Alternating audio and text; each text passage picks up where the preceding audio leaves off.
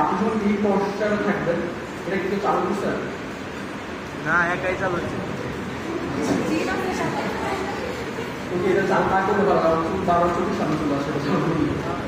ওকে, তো প্রচুর বছর তাকে কাজ দিতে বললাম, আমাদের খাওয়া জিনিস বের হয় না, তাই না? তারপর পরবর্তী স্টেপ পরবর্তী স্টেপ হচ্ছে তার দুই পায়ের মাঝখানে আমরা হচ্ছে আমাদের পা দিই। এটা দেওয়ার মূল কারণ হচ্ছে যাতে উনি অজ্ঞান হয়ে গেলে যেন পড়ে না, ঠিক আছে? অজ্ঞান যদি অজ্ঞান হয়ে যায় কিন্তু পড়ে না।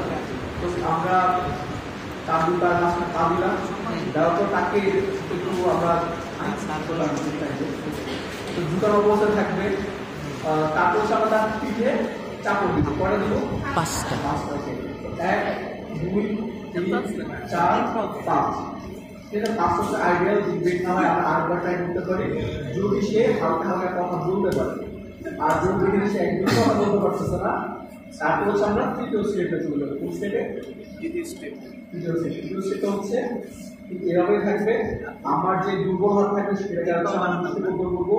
মুষ্টিবদ্ধ করার পর আমরা একটা পজিশন দেখাইছিলাম, হাত মাঝখানে এটা আমরা করিও বলি এই জায়গাটা, ঠিক আছে?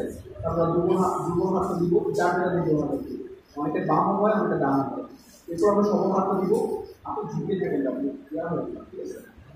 এটা দেওয়ার পর আমরা উপর দিকে চাপ দিব। চাপ কেট করার পরে ভিতরের দিকে ওই যে বাতাসটা আছে ওগুলো বের হওয়ার চেষ্টা করবে, তখন খাবারটা বের হয়ে যাবে।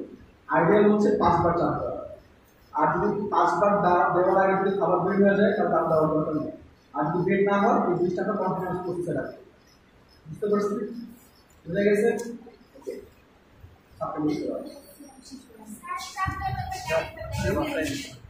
আপনারা সবাই দাঁড়ান।